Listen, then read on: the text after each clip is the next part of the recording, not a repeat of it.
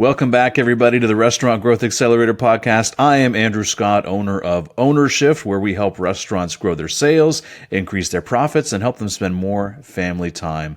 All right, we've got Dave Doyle here. He's our Client Success Director. And today what we're talking about is we are talking about the keys to success for quick service restaurants. Now, the reason we're talking about that is because a lot of our podcasts focus on full serve restaurants and different styles of restaurants. But today we wanted to go a little bit more specific into quick service restaurants because Dave and I have both owned quick service restaurants.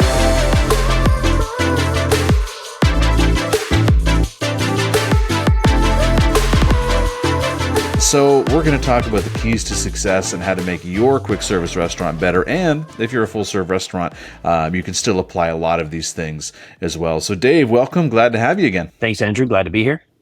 Let's have some fun. Awesome. Yeah. So tell me, if you had to do one thing and one thing only in a QSR to help improve it, what would that be? Only one? Only one. Can I assume that the quality of the food is reasonable? So if the quality of the food is there, then the one thing is the service and the people.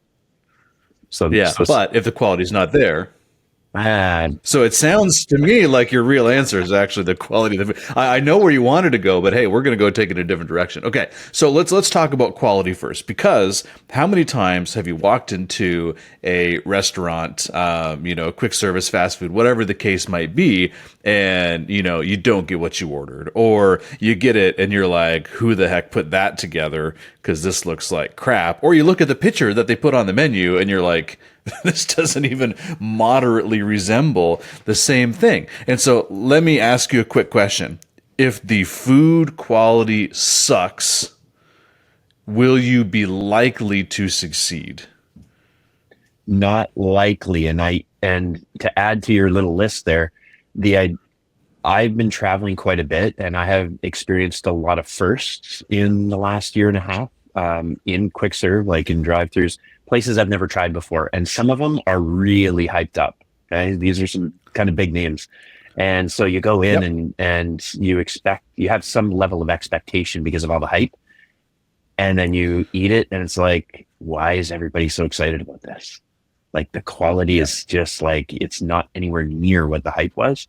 And as big as these players are and as exciting as the brand is, I have no desire to go back. Yeah.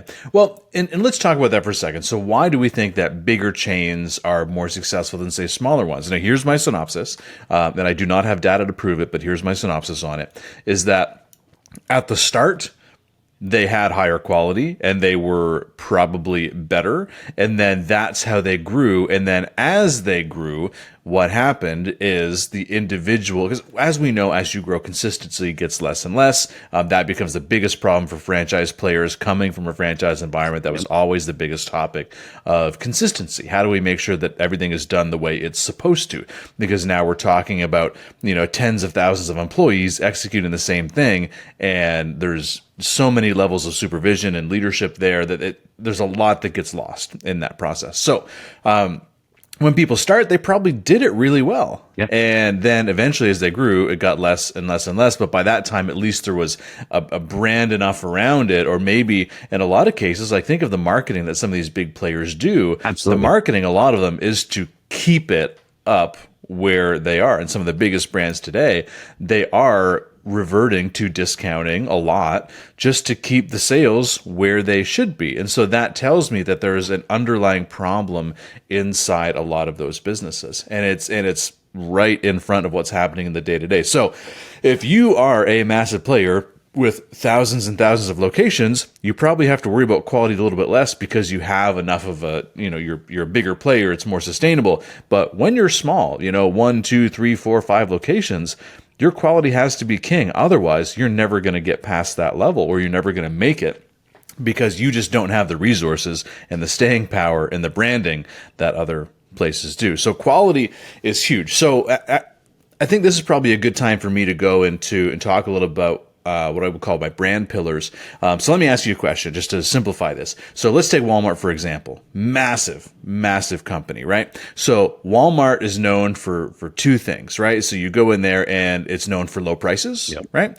And it's known for a lot of selection because there's, you can get your groceries, you can get, toilet paper, you can get bicycles, all the same place. Lego. Like, where else can you get that? You can get Lego. Like, you can get all assortments of things in one place. So it's the selection and also the cheaper pricing, right? So let me ask you this. If you went to Walmart tomorrow and the prices were significantly higher, would you still go there? No. Probably not. And if the selection was like a quarter of the size of what it is today, would you still go there? Probably not. It would be a completely different place. Yeah. So the promises here's the thing. of their I have brand to would be ask gone. that. Well, exactly. So I have to ask that about your particular business. Now, the one that Dave and I are most familiar with, our brand promises were customer service and quality and freshness. That was a big part. And so there's no surprise that the number one complaints we would get is when we did not live up to that promise. So the number one complaints we would get would be about quality, right? If someone's food was made improperly, right, or not as what they were expecting for the dollar value that we charged, or if the service was poor, because that's what people expected from us, because that's what we were known for, right? And when you don't meet those pillars, that's where people start to get up in a fluff about it. So what I want to have you guys think about is, what are your brand pillars? What are the things that people know you for? That might be speed of service for your business, right? Maybe quality is not the thing, but you're going to get in and out quick, and that's why people go there. Or maybe you're a low-cost leader, and quality might not be great, but hey, it's consistent, and you know what you're going to get, right? So we have to look at those items when we're talking about your particular brand and your particular business, because if you don't meet whatever people expect from you, you're going to have issues with it, right? So I think that's a really, really important thing to focus on. Now, so we talked about quality a little bit, and when I say quality, it's not just the quality of what you or I would deem as quality, but the quality that the customer expects, right? That's really what we're talking about here. It's all very because subjective. your quality could be, yeah, and some people could walk into my business and say, hey, like, I don't view this as quality, and then another person would come in here and be like, oh my God, this is the best thing since sliced bread, and that would be the reality for that person. And so we're going after a different market segment. And anyway, point is, we want to have quality in maintaining with what the customer expects of us, right? So that's what I say when I mean quality. I'm not talking about we're having filet mignon in a quick service environment. I'm talking about the quality the customer expects. And so really the key behind that is the consistency around the quality, right? Huge. You have to be able to do the shit you say you're going to do at the end of the day, Yep. just to put it very bluntly. And when you deviate from that, that's where you start to get into a negative, customer environment. You want your customers going out and telling more people about it. But when you don't meet their expectations, there's a negative thing that happens where people then go, oh, no, we don't want to go there because last time I was there. And on that note, consistency comes in here again. Here's a great example, Dave, that you are going to know. Everybody wants more cheese. Dave and I made sandwiches. Everybody wants more cheese. And I use this example. Now, here's why I use it, is because you want to make the customer happy, right? Dave and I are nice people. We want to please the customer. So what happens? One of our employees, the customer comes in and says, oh, could I have some extra cheese on my sandwich? And if you say no, they go, oh, well, like, are there cheese police? Like, how come I can't have more cheese? Like, what's the big deal? And meanwhile, that, okay, my margin cheese is the second highest price item that we're putting on this sandwich. And so therefore, that'll disproportionately affect our margins. Like, we know all that. But the employee, on the other hand, isn't really thinking about that. They're just thinking about serving the person in front of them. So they'll give them some extra cheese, right? And be like, okay, well, just don't tell anyone. Well, next time I'll do this. And then the customer comes back the next week, and then they get me, and I say, no, sorry, like, that's what you get. And then the customer is just livid because, well, last time you guys did this. And so then they're mad at us for actually doing them a solid. And so this is where the consistency comes in when it comes from, a quality perspective as well. The quality is also in the consistency. And a lot of times the consistency comes from our people and how they're trained and how they execute and overall the caliber of the people that we hire too. The biggest point is it's all in the training, and the consistency of the training is where the consistency of the product gets built and the accountability for that, and having the little scripts and the little things to tell those people at those times, right? Like when they're asking for that free cheese, it's like, hey, it's extra for cheese. So yeah, sure, I'll give you cheese, but it's just a little bit extra. No problem. Did you want to do that? No, not this time. Maybe next time. It's like, hey, yeah, next time just order it up at the till, but hey, by the way, and then just give them like not even a quarter of a portion, but just a little sprinkle just to kind of make them happy. And I would actually train my team to be able to do that, but only if they gave the proper speech ahead of time and it educated and informed the customer on what the proper procedure is for that. And if that was consistent and the message was consistent, then the people that would come back and be upset the next time, like in your example, would be zero, because we informed and educated them on the proper procedure, not just willy-nilly gave them free cheese or just said no. Big difference. Yeah. No, fair enough. So that's talking about quality, because I cannot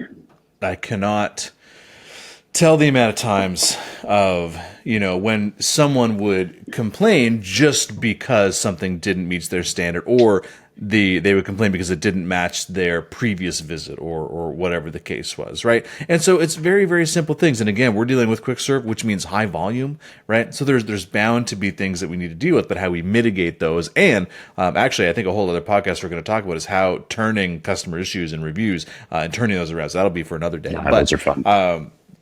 Yeah, great ways to handle those things. So anyway, next one, which is where you wanted to go, is customer service. So let's talk about it. What makes your customer service difference in your experience, and what helps you stand out? Yeah, I mean that's absolutely the question to ask. Is everybody says customer service, nobody really knows what that means or has a vague idea, and all that means is just being nice. But what does customer service actually mean and actually do? And do you have a specific training or a specific idea, specific things that you can train and work with your staff on, and developing your team to actually be customer service, superstars, or creating that wow factor, whatever that is for your brand pillars, as Andrew was talking before. So for me, one of the biggest things is I kept it really, really simple and basic. Like greet, smile, chat was my training for customer service. If we greet the customer when they walk in the door, whatever that means, sometimes it's just a glance and a nod and a smile because you're serving somebody else. So you don't want to take away the attention from that customer. But when that other customer's coming in through the door, if you can glance at them and give them a smile, that's a greeting. And they've been acknowledged that they've entered the restaurant. The smile part is exactly that. Put on your happy face. When you're in front and you're in service mode, you're on stage. Right. So anything on a stage. Yeah. Everything that happens in the back of house behind that swing door, if you want to take your smile off, great. As long as you're not, being an ass to the rest of your coworkers, great. But in front of that swing door, you're on stage and you put that smile on your face, because that's the whole point. And when you ask how their day is and you're engaging in chit chat, it's to listen to them, not to vent your own stuff of what's going on, right? You're on stage, you're acting. So as much as the customer is going to respond back and be like, oh, how's your day? You're not going to say, oh man, I'm having the worst day ever, right? You're on stage, you're working, and you're representing the uniform, and what the customer is expecting and wanting and needing is they want their product and they want it delivered in a great way and they want a great experience, but they just want their food and they just want what they expect from the food. So we keep it positive and have fun that way. And then the chat is exactly that. Engage, make it real, make it, an honest, authentic experience. We don't have to be robots and have planned scripts, but we should have an idea. I was going to say, let's talk about the service side a little bit. So talking about those customer conversations. So let's dive into that for a second. So we used a tactic called onion conversations. And we always say that the reason we call them onion conversations is because it makes people cry. I was just going to say that. Just kidding. It is because we're peeling back the layers. And so here's a simple trick that you can teach your staff to have better conversations. Because I preface this with so many places you go have terrible customer service. You walk into any of the big players and the best conversation you're going to get from them is like, oh, you want fries with that? Like, that's like the best, like even if they do that, or even if they say anything else, which grinds my gears, which we'll get to. But if they say that, like that's amazing. Like your pants are almost blown off if someone asks you how the weather is today, right? Like, it's just like, oh my God, someone actually spoke to me. Like, it's weird because the barometer in expectation of customer service is so low these days, that literally just doing the bare human minimum can be life-changing for a business. So how we used to do that is we would have onion conversations. So what that means is I would start by asking a question, and we'd have, a few topic starters like, hey, like, how's your day going? Like, what are you up to today? How's work treating you? Like just basic generic openers. And then what would happen is that person would respond back with like, oh, not too bad. I'm just getting off shift right now. And so then your job is to then take what they told you and ask another question based on the information they gave you. And so someone would say, okay, I just got off shift. And you're like, oh, cool. Where do you work? Oh, I work at the hospital. Oh, man, like, how long have you been working there? Oh, I've been working there for about 10 years. Man, that's really, really interesting. That's a long time. Like, what got you interested in working in a hospital? Well, actually, a bunch of years ago, like, I had a family member who got sick, and I always wanted to be able to then help other people that had gotten sick. And oh my goodness, like, that's so amazing that you did that. Like, how is that family member doing today? Now, granted, you could go either way with that, but the point is, we continue following this path down, and what was so interesting is that once I had my team do this, and don't get me wrong, we also monitored that they did this. This was a requirement of what we expected. We had people turn around and say, this was the best conversation I've had all day. Yeah. Right? It's the weirdest thing. And you had it at a quick service restaurant. And that is the standard that I set for my team, because I wanted to make sure that they actually were talking to a real human being. And even in a 5-minute quick service interaction, that was what they left going away feeling. Because here's the thing.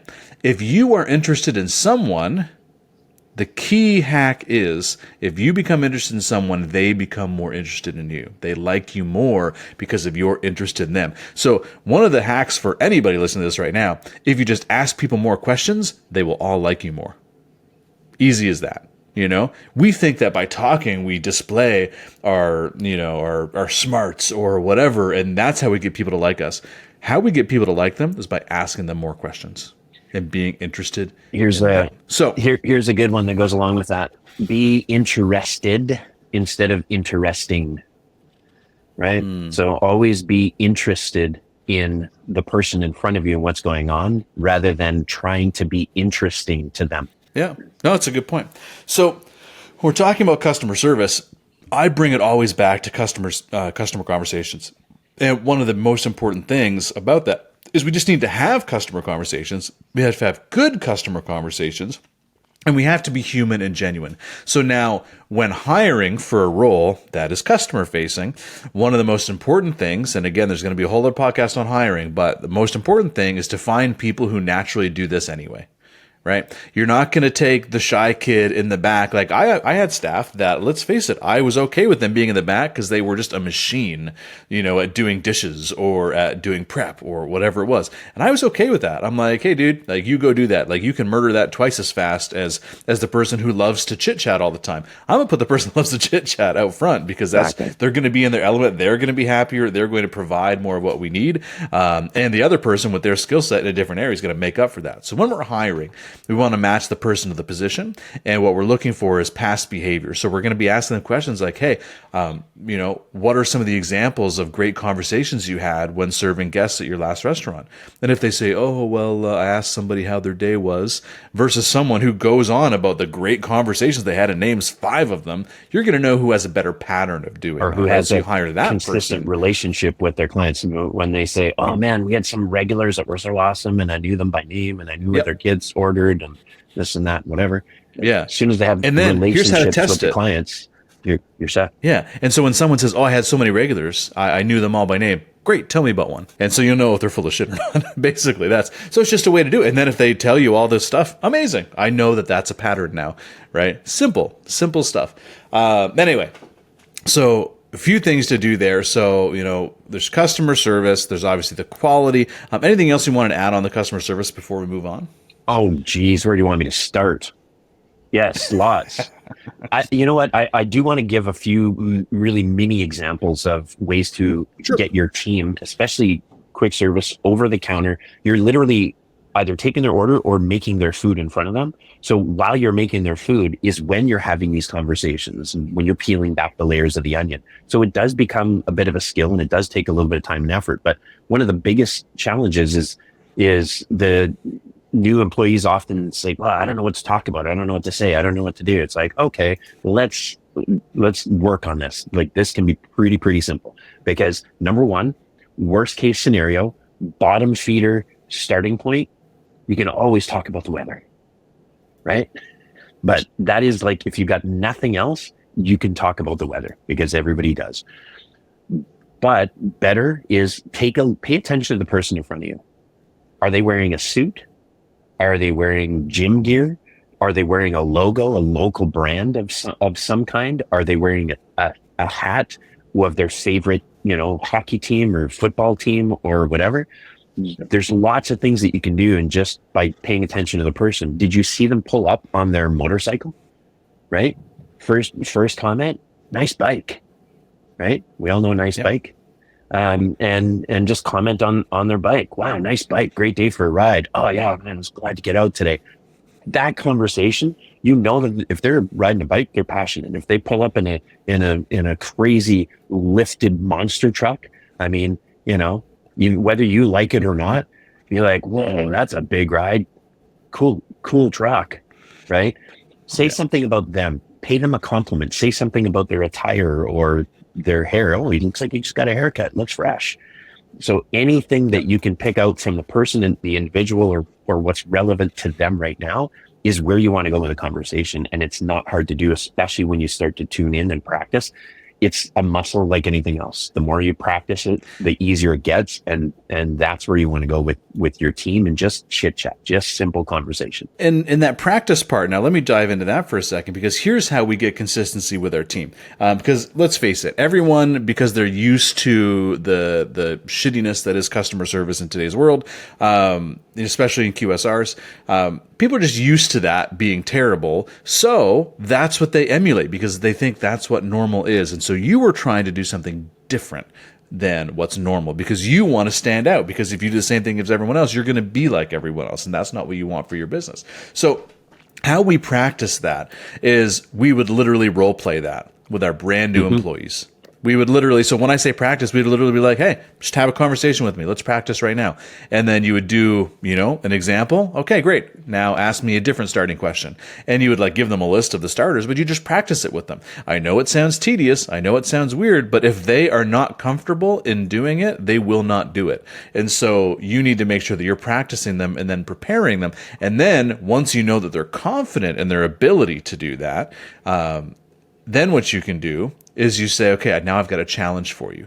The next customer you serve, I want you to find out 3 things about them. I want you to come back here and tell me.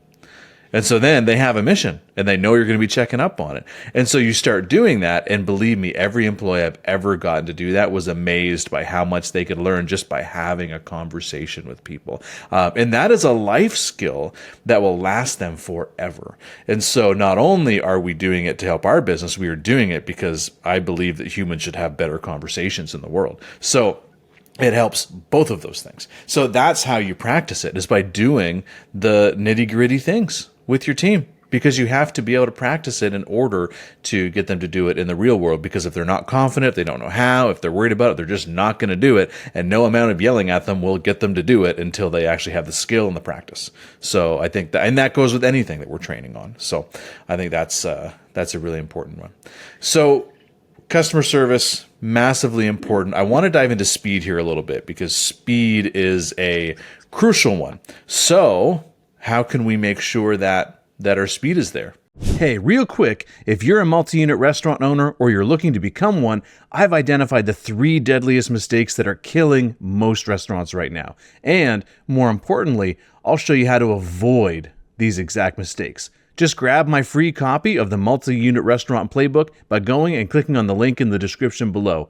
Inside, you'll discover my proven system for building a restaurant empire that runs on autopilot and the mistakes you must avoid if you want to stay profitable and scalable. So get the free playbook and transform your business today. Speed is huge, but again, I think it goes back to the pillars of expectations as well, right? You do have some places where like speed is almost everything, and you'll have other places where it isn't so much, and people don't mind waiting a little bit longer, but you have to know where you belong in that.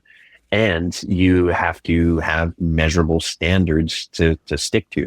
And when you're training your team, doing it in a way that ensures that your rookie who's making that sandwich for the person, if they are going to be taking that much longer, that you have a really solid trainer beside them that can take over when necessary, that we're training the team member, but we're also trying to not compromise what's happening for the guest. If we see and sense that the guest is in a hurry, we're not going to sit there taking all the time in the world. And what I love about authenticity and authentic conversations and being real and humans, not just trainee at a quick service restaurant, is that you can have the conversation with the guest about that. You can be like, oh yeah, so hey, this is only their first day. They're making the pita, but I'm going to be watching over them and make sure it's all good. Good with that? Oh yeah. And then you actually get the customer helping and guiding and training the trainee with the trainer.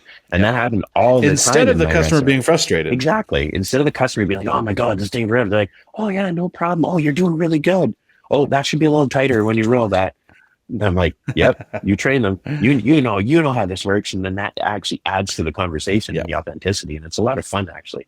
But the speed comes with training, practice, time, but also it starts with knowing what the speed should be and knowing what your standards should be, so that you can actually measure against that. Otherwise you don't even know what you're talking about. Because if I ask most restaurant owners listening to this right now, okay, what is your time from door to door?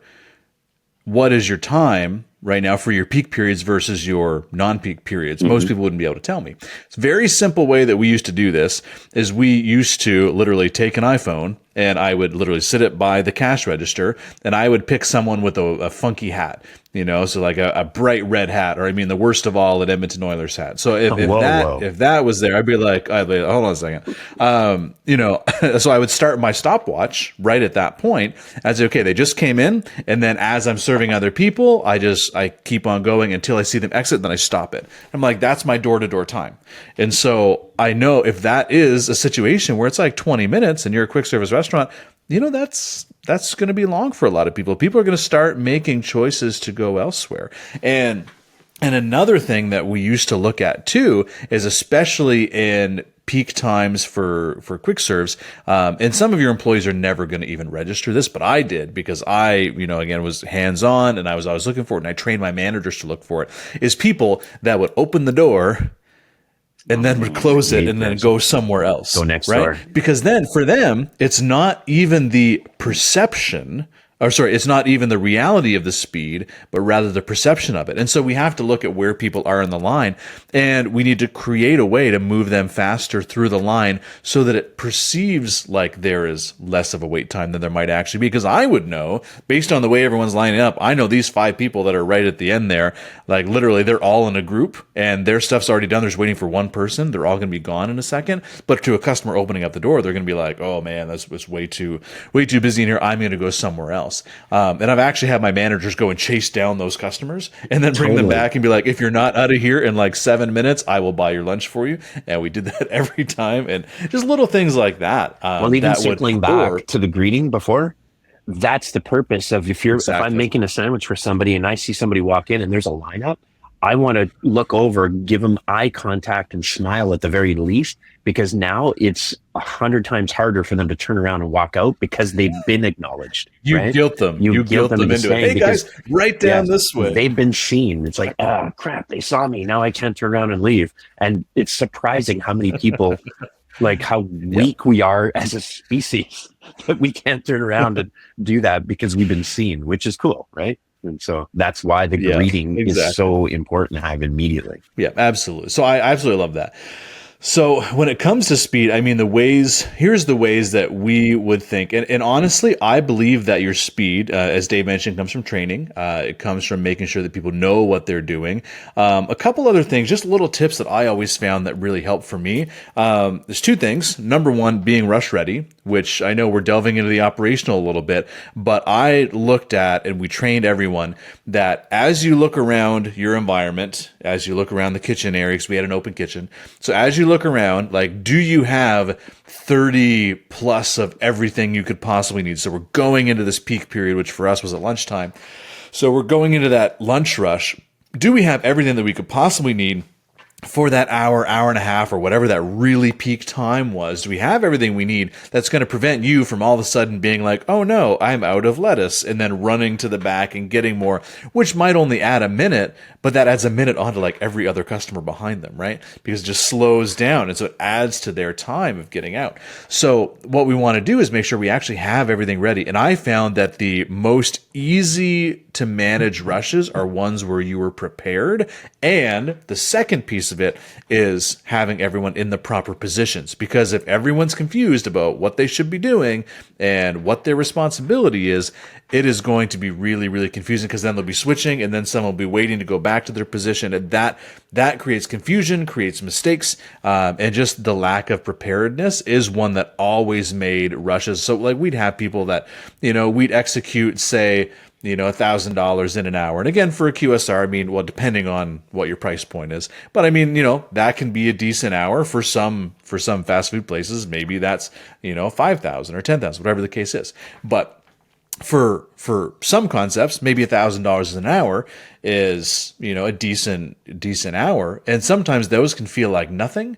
And then other times you'll do $300 in an hour and you'll be like, oh my God, we must have hit like 1,500 in that hour. But no, it was actually $300. Just so stressful. Inefficiency, And it's a stress, lack of wrong preparation. people. Yep. Yeah. Always. 100%. And you have to have their aces in their places. And I talk about this all the time, because if you've got a person that's a beast on grill, well, you're not going to put them on cash, you're going to put them on grill, right? You're going to put people where their strengths are. The time to train new people is not during a rush, by the way. It's in your off-peak times, otherwise you're just sending lambs out to the slaughter, which is not what we want to do. So speed is going to be really, really crucial. And I find speed always comes from,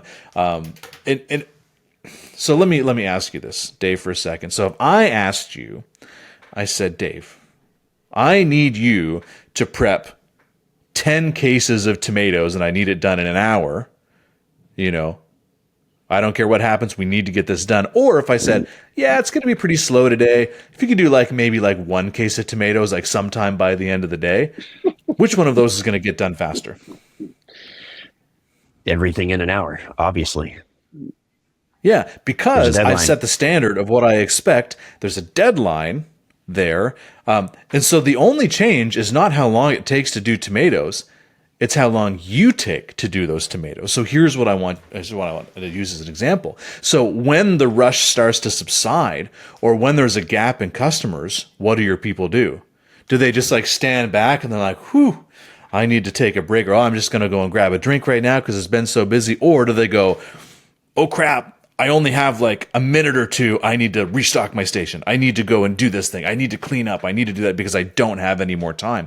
And that's the culture we set in our restaurants, right? Because there's some places where they're like, whew, I can just take a break now. And then it gets busy again and they're not going to have time to fix stuff. And then all of a sudden, guess what? Your cleaning duties aren't going to get done. Everything's going to be pushed back. Nothing's going to happen the way that it should be. Whereas if we actually forced, from a leadership perspective, people to take the time to do the things they need to do and made those the priorities, your whole operation runs better. And the reality is, it's the way that we phrase it. Yeah, it's short bursts, right? A peak time is typically a peak service is an hour and a half, give or take, maybe two, maybe an hour and a bit or whatever. So you're doing a sprint. It's a short burst for a couple hours, all hands on deck, go, go, go, go, go. There is no leaning. There's no sitting back. You're not breathing. You're not allowed to stand back and take a big breath. No, it's go time. It's 2 hours of go time. Yeah. After that, Once everything is quickly tidy up or whatever, then yes, everybody high five, congratulate each other for getting through that awesome rush, take a breath, have a drink, go to the bathroom, communicate as to who's doing what when so that everybody knows. But that's the time. But it's understanding and training for, like you said, building the culture of understanding and knowing when to go and when it's okay to take a breath and relax, because it's short bursts. Yeah. Everybody can go hard for 2 hours. Yeah. And then when we're looking at the speed side as well, another thing that always shaped my conception is what our expectations should be around that. And so I really want to challenge you guys. And here's a test that we did with our team. We use this on prep because, it was easy to do it that way. But we would time people to prep chicken. Like, how long does it take you to prep X amount of chicken, like so many Cambros or whatever. And we would time everybody. And wouldn't you know it, when we actually timed them on it, we used to keep a leaderboard in the store of who could do it the fastest. And we then went back and spot checked to make sure they didn't, change the portioning or whatever. But in doing that, we basically would then see who could do it the fastest. And when there's a competition, wouldn't you believe that people did it a heck of a lot faster than when they weren't timed on it? And so we knew what they were capable of. And so we were able to go back and set expectations like, hey, I know you're capable of this, so this is what I expect from you. And when we're talking about front customer service, the same thing applies. We want to make sure that we actually take our best people at speed, and we actually want to make that the expectation. Hey, this is what we should actually be doing at our peak period. Our it should be this. Like right now we might be off track, but this is what our goal is. And we only find that sometimes by finding the people that are really good at it. And sometimes it defies the conception of what's possible. I had this one employee who basically made the best sandwich ever, and it was smaller than I had anticipated. And it actually tasted better, because here's my conception, is that for the sandwiches, we would roll, these gigantic, like football size, sandwiches, and that would end up falling apart. It would not be a great, eating experience. And then someone said, hey, you can actually do it this way. And I found it was a heck of a lot better. Guess what? It's also better on my food cost. So in doing so, it changed my conception of what was possible. And actually, it turned out to be what customers enjoyed even more. And just by having that person, by looking at that standard and understanding what that could be, I was then able to model my entire business around it. It was different from what I had thought. So when you're looking at speed, take your top person for speed, and we need to model that and find out how they're doing it and get everyone to look to that as the standard. And that's kind of what we want to set our whole expectation of business around, and find the ways to make that happen even when you're not there. So that's another part of it. So I know we're running short on time, but rapid fire, if you had to do anything else or repeat any lessons for a quick service restaurant to make it even better, what comes to mind? Yeah, so for that, I'm going to actually throw out a book recommendation. This is what I used for 20 years, and I had every single one of my employees, team members in 20 years read that book, typically in their second or third week with me. Once they got through basic training and orientation and were starting to get their feet under them and feeling comfortable, I would assign this book to read, and they would read it, and that hour and a half read would give them the philosophy that I wanted to impart upon them about customer service in an hour and a half, where I couldn't train that in 6 months if I was training them myself on it, right? So the book is called Raving Fans by Ken Blanchard. And if you can incorporate that philosophy into your business, it's super easy to read at any level. And it's a very powerful little book. So that was the biggest thing, because everything that we talked about today on having the customer conversations and engaging and being authentic and all that stuff, and even just the bare minimum, once they read that book, they cannot unsee what they've just heard and read and now understand in their mind and in their heart center, because it is a philosophy, but it is very, very powerful. So that's probably the biggest tip I would have, because if you can get people believing in the concept of it and understanding it at the higher level, then training the little things, the details within it, becomes so much easier. Absolutely. There's two other things I'm going to add to this. One of them, which is kind of obvious, were restaurants, but cleanliness. Oh my goodness. So important. It's massive. Bathrooms. So the bathroom cleanliness, because people judge our kitchen cleanliness based on our bathroom. Yeah. Yep. And so here's the thing. It is easy for people to, well, let me go back even further. Say when we hire a brand new employee, we don't know what their state of cleanliness is at home, right? We don't know what they were taught or not taught about how to sweep a floor or how to mop or how to wipe things down. This could be, they may have never swept a floor in their entire life. We don't know. And so we have to make sure that we are imparting the standards that we expect and the how of how to do it on that. And another thing as well is there will be people in your business that are more apt to be more cleanliness oriented. And so what I would suggest is that we utilize those people to manage that aspect of the business, right? And to decide who should do what. We always had very clear cleaning duties and things that needed to happen. But guess what? Those are always the first things that went because people always defaulted to making sure customers were served and that prep was done. First thing that falls off are the deep cleaning duties, right? But over time, those then turn around to become a big deal. And I will tell you that the cleanliness is a symptom of how your overall business is run and how effective it is run. Because if you walk into a dirty restaurant, right, it's clear that there's some things that are falling through the gaps. And here's the thing. It is not what you think it's clean. It's what your customer thinks is clean, right? It is not you who gets to decide that. It is your customer who votes with their dollars. So we have to take a look at it from a customer perspective because you walk into the same building every day and eventually you see this light that's burned out in the corner and you might be like, oh yeah, I'll get around to replacing that someday. And I'm sure you intend to, right? But for the customer, that might be one negative, right? And then they look over and then maybe the floors didn't get mopped very well and there's some dirt lines or whatever. Oh, that's another negative when they go. And then they go into the bathroom before they order and all of a sudden you're out of soap.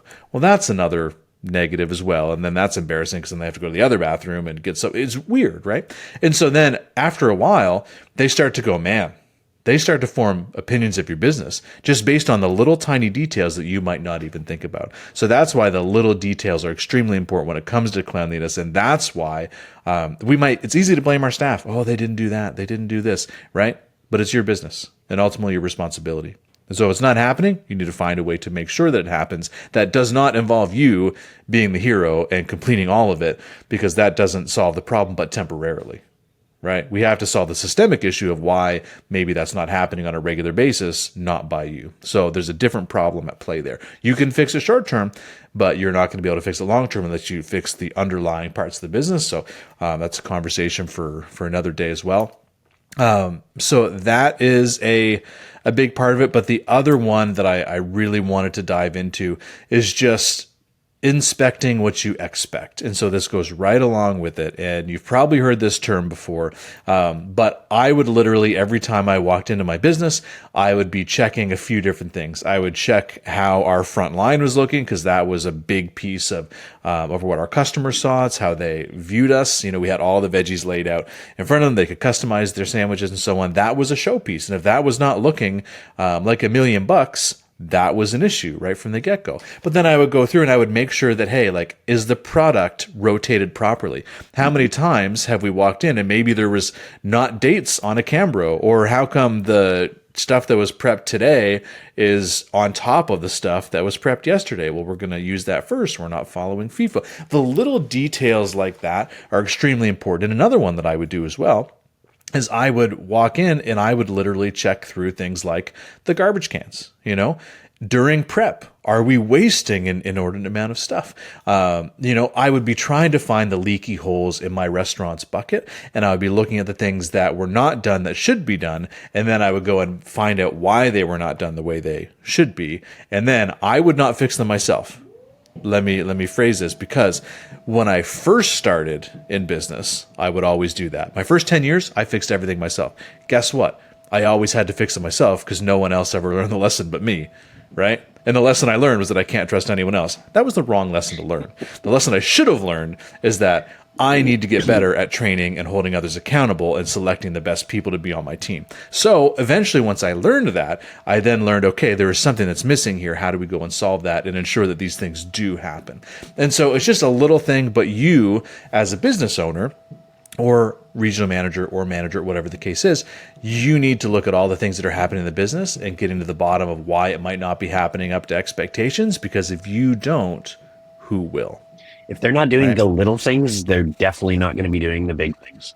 And the just a really quick example of guest perspective when they walk in and the importance. So Andrew described beautifully the front station in our restaurants, which was a showpiece. And I would argue that it is the most important piece in all of the front of house to be absolutely gorgeous, to have that display showcase position. However, when it comes to cleaning, it is not the number one priority. And this is what I taught. And for one reason, from my perspective, that actually is kind of number one priority. But from a guest perspective, it's actually the dining area. So when they walk in, if they walk in and we just served a rush, but there's literally nobody in the store anymore because that rush ended 2 minutes ago, that guest coming in has no idea that rush happened. All they see is that they walk in and there's 3 staff members that are all behind the counter and out front where there's no tables, meaning it's slow in here right now. All the chairs are pulled out. There's napkins and garbage on the tables. There's stuff on the floor. That's their first impression. And so now, just like going through the list of dirty bathroom, dirty floor, dirty light out, whatever, if the tables look in disarray and there's nobody sitting at them, that is the first impression that they're going to have. And it doesn't matter how good your front station and your veggies are piled and beautiful. If their first impression when they walk in is that the tables are dirty and this place is a dump, you've already got -10 points against you, right? So the priority for cleaning is dining area number 1. And as soon as a guest leaves, my training was as soon as you possibly can get out there to clean that table and push those chairs in, it has to be done immediately as soon as you can. You don't leave a customer in the middle of service to go do it, but as soon as someone is free, they got to be out there pushing those chairs, clean that table so that when people walk in, that table is ready for service. So prioritizing based on the guest perception, not only our perception. Yeah. So I'm going to leave you guys with one other thing as well, and that is called the Grim Reaper. So I want you to imagine a situation is that the Grim Reaper is knocking on your restaurant's door, and the success or failure of your restaurant is dependent on how well that Grim Reaper is served. I want to ask you a question. So that Grim Reaper's there. If they get bad service or a bad product, your business closes forever. You're done. You're bankrupt, right? But if they get served well, your business thrives and goes on together. The question is there anyone on your team that you would not want serving that person? Is there anyone on your team that you would not want handling that Grim Reaper, either for product, for speed, for customer service?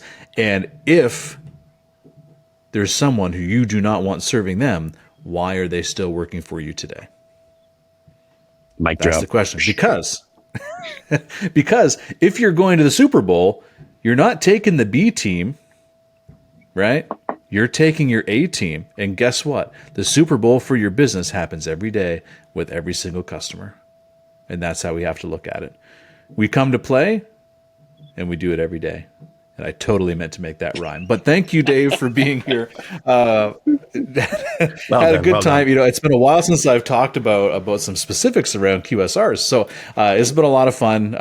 If you guys have questions, you know, we'd love to hear them. You can connect with us in a bunch of different ways on Instagram and Facebook and TikTok. And so it's been a pleasure helping make your quick service restaurant make more money, be faster. And so this was the keys to success for quick service restaurants. And we'll see you guys soon. Don't forget to subscribe and leave us a review if you found this valuable. All right. Bye.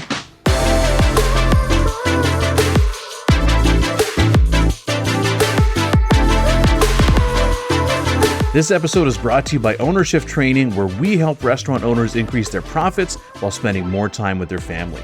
And if you want to know exactly what it would take to grow your profit margin to 15% and beyond while spending more time with your family, my team has a few spots open this week for a free 15-minute restaurant assessment call.